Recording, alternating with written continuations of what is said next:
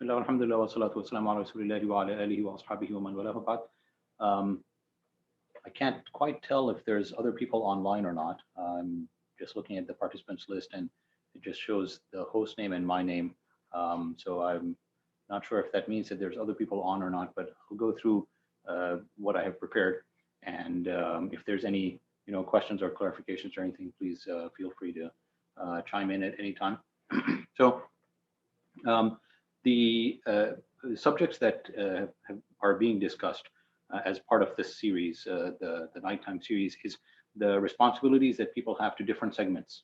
We have responsibilities to ourselves, we have responsibilities to our family, we have responsibilities to the wider society. And that's based upon the narration of Abu Dharr radiallahu anh, where he's, I'm sorry, where the Prophet ﷺ said that you have a right on yourself. Inna linafsika alayka haqq wa libadanika alayka haqq, and wa li ahlika alayka haqq. You have responsibilities to different groups of people and different, starting with yourself and your family, and then you have a responsibility to the wider society.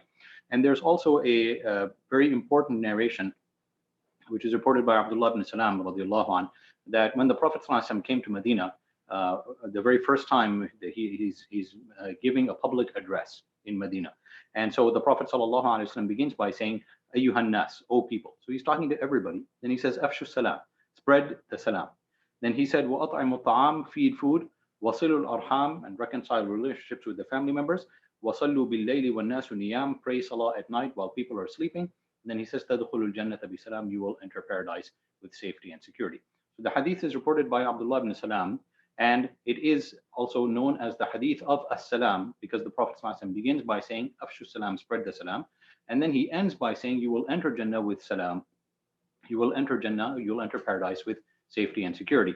And so the Prophet ﷺ in this hadith gives us a very comprehensive understanding of how we deal with society and how we deal with ourselves and how we deal with our family. So the Prophet ﷺ begins by talking about the widest group or the influence that we have on society at large, which is at the very least to maintain some kind of social circumstance, to maintain some kind of social connection with people. And so the Prophet ﷺ begins by saying, Ayyuhan nas, oh people, everybody. He didn't say only Muslims or believers. He said, Afshu salam, spread the salam. Then he says, wa at'imu ta'am, feed food. So we begin by at least having contact with everybody, and by knowing who people are, giving them greetings, recognizing at least on a basic kind of social level, having that kind of connection. Then and so notice that's at the widest, and that's also the easiest thing to do. Then a little bit narrower than that would be وَأَطْعِمُ الطَّعَامَ, feed food. This requires more of an investment, and so therefore we can't necessarily do it for every single person that we meet. And the Prophet ﷺ left it general. So who do you feed? You would feed the poor, you would feed family members, you would feed neighbors, you would feed friends, you would feed relatives, etc., etc. Because you establish a greater level of social influence by breaking bread together, by sitting down and having a conversation over a meal and so on. Then he says, wasilul arham. So now we're talking about a narrower group of people and a more intense relationship, which is with the family members. We don't only give them salam, we don't only feed them food, we also make sure that we reconcile and rebuild the relationship between people. And then at the very last one, which is the individual, the relationship that a person has with themselves, where the Prophet ﷺ says, وَصَلُّوا بِاللَّيْلِ وَالنَّاسُ نِيَامٌ, pray salah at night while everybody is sleeping, تَدْخُلُوا الْجَنَّةَ بِسَلَامٍ, you will enter into paradise with ease and safety. So it begins with the widest, which requires the least amount of work, and then it goes to a narrower group, and then it goes to a narrower group, and then it goes to the narrowest, which is an individual by themselves. And so notice that the first two the Prophet ﷺ described, they have the most to do with society at large. And we have a less responsibility to all of society. We have more responsibility to the people that are closer to us, then we have more responsibility to the family members, then we have the most responsibility when we're dealing with ourselves, every individual by themselves. And so the amount of capability that somebody has, the greater their level of responsibility increases. Like, I am the person that can change myself the most, whereas I have a little bit less capability over my, the nuclear family. Then I have a little bit less capability over the wider family. Then I have less capability over the community. Then I have less capability over everybody else. And so the lesser the capability that we have, the lesser the responsibility that we have. And notice that it's also, we're talking about the larger group of people at that time as well. So, whereas on the other side, the more intense the situation is, like a person with themselves, the more responsibility that they have. Also, notice that this hadith is talking about being positive, being proactive, reaching out to people. Afshu salam, spread the salam. Be proactive, be positive in terms of going out and at least getting to know who people are, saying salam, how are you, what's your name, etc., etc. I know this is all very hard during the lockdown, but during the quarantine, but under normal circumstances, we should have more of that proactive kind of connection with people as we're dealing with them. So that's the first hadith. I'll only discuss a couple of hadith and a couple of ayat, inshallah, and then I'll end. So that's the first hadith, which is the hadith of Abdullah ibn Salam. The second hadith is the Prophet sallallahu alaihi wasallam says, "Man ra'a minkum munkaran falyughayyirhu biyadihi." So the first hadith we saw is proactive. Now, what about if something evil happens or something bad is going on in society? How do we deal with that?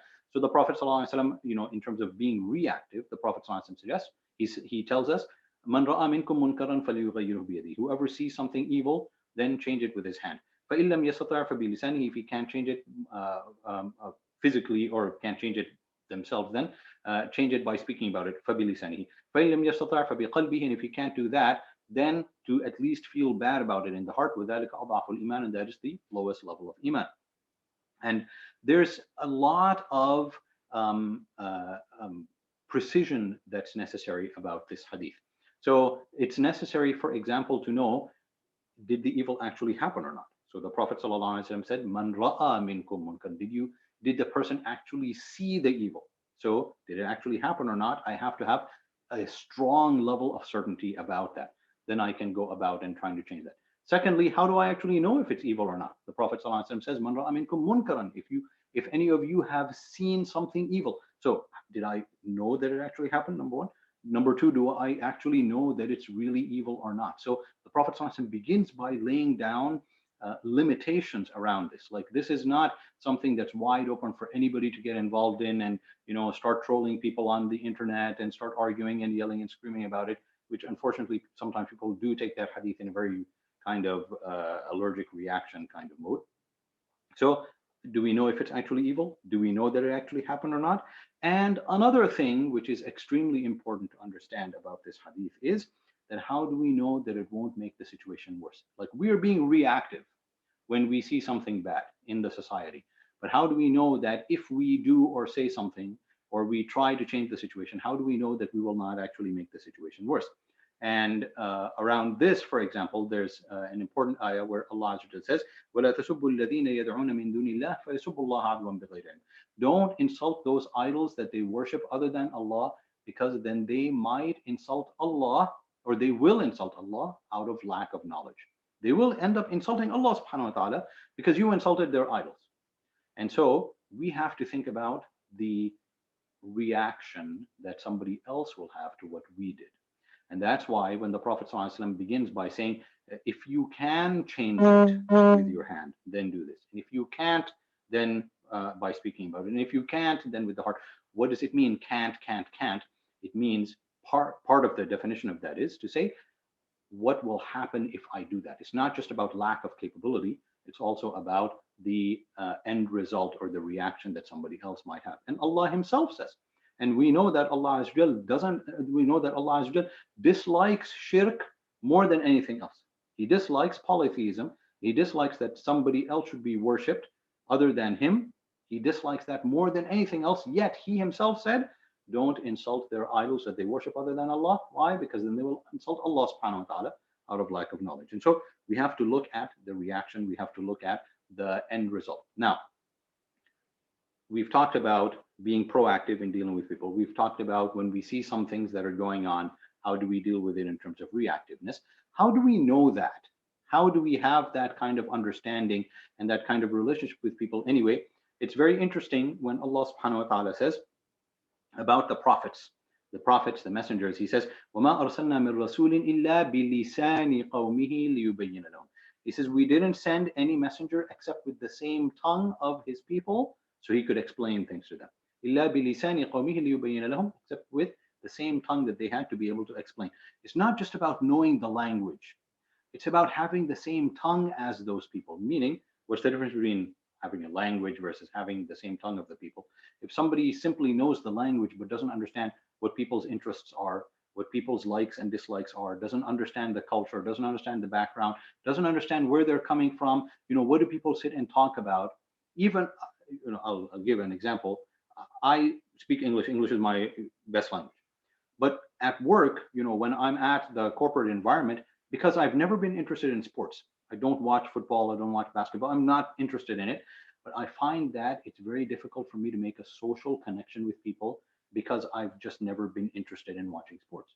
So when people get together, they're not going to discuss, especially in the corporate environment, they're not going to discuss politics, they're not going to discuss religion, they're not going to discuss those things because they're considered too controversial. So they'll end up talking about things like sports. This is what happened in the game yesterday. This is what this coach did. That's what that coach did. And I have no idea. So it's just my shortcoming. It's a definite weakness on my part in that even though I know the language, I don't know the interests. I don't understand where they're coming from really. Like what is it that gets people excited to be able to make good social connections? And this is definitely one of my shortcomings. Let's take another example where one guy was talking about, one Islamic speaker, he was talking about how we should encourage people, whichever background that they're from, to once they've accepted Islam, to study and research, and not just to sort of like conform to what we consider as the general masjid going Muslim. And so the example that he gave is that one person accepted Islam, and he's from, like he's got tattoos all up and down his arms, and he's got piercings everywhere, and he's an MMA fighter and all that kind of stuff. And he comes to the masjid, and people were shocked, like, who's this guy with all the tattoos and the piercings and the obvious MMA fighter type coming in the masjid wanting to praise Allah. And that guy, that Islamic speaker, he says that this is exactly the type of person that we need. And we need to be able to convince this person to come to the masjid more, and then study a little bit about Islam, and be able to speak to his people. Why? Because he speaks with their tongue. He speaks with their tongue. So I couldn't speak to people of that background. I'm not an MMA fighter. Even if I knew a little bit about it, I obviously don't travel in those social circles. Somebody who does travel in those social circles, that's the type of person who can invite that segment of society the best. And that's true of every, we many times we tend to think of American society, but that's too broad. There's lots of segments of societies within American society. There's, different corporate environments, there's different sports environments, there's people at the high school level, there's people, at the retirement level, there's people all over the place, different socioeconomic status and everything. Who's going to talk to these people, and who's going to be able to deal with all the different segments of society? It can't be the exact same Muslim da'i in every same situation. It's not possible. And they won't understand, they don't know the society. So that's why we need to have people who come from every segment to be able to speak to the people with their tongue. With that same tongue of the people. That's how Allah sent all of the prophets and sent all of the messengers. Last example, last example, inshallah, which is when we talk about understanding and maximizing the good and minimizing the harm. And sometimes people tend to think of that as, oh, you're being wishy-washy, like you're not taking Islam seriously because you're thinking about the possible implications and repercussions of what you're going to do. And we have one of the great scholars in Islamic history, Imam Taymiyyah, when the Mongols had invaded Damascus and they had laid siege to the city, they had invaded and they had done so many atrocities in the city. And so once Imam Taymiyyah and his students were walking through the streets, and they found some of the Mongol soldiers drunk by the side of the road. And so his students wanted to stop them from drinking and throw away the alcohol. And Imam Taymiyyah says, no, let them drink. Let them drink. Why? He says, because if they're drunk, then they're not attacking women, they're not invading homes, they're not stealing people's property. So it's actually far better for them to be drunk, and that way the harm is only limited to themselves, rather than if they were sober, and then they would be committing so many atrocities over the rest of society. And how else would we know that unless we know society? How else would we know that unless we are familiar with what's going on, and we're familiar with fiqh, we're familiar with the sharia, we're familiar with and thinking deeply about the repercussions of what it is that we do. It's very easy, like the students, it's very easy for them, for anybody to say, well, drinking is obviously haram, so we should stop the drinking, stop the alcohol at that point. But think through all of those things all the way through. So just as a quick overview, when we talk about the responsibilities and the relationships that we have to society, we should be proactive. We should spread the salam. We should feed food to the people. And then there's when we see things happening in society, how do we react to that? We need to think about the evil that's going on in society. We need to be aware of it. We need to be connected with society. And then we need to think about how our response is going to be appropriate to the situation so that we don't end up making it worse. And Wallahu ta'ala alam. If there's any comments, let me see if there's any way for me to find out who all is there. Yeah, it looks like if other people are participating, then they're just showing up under the host name.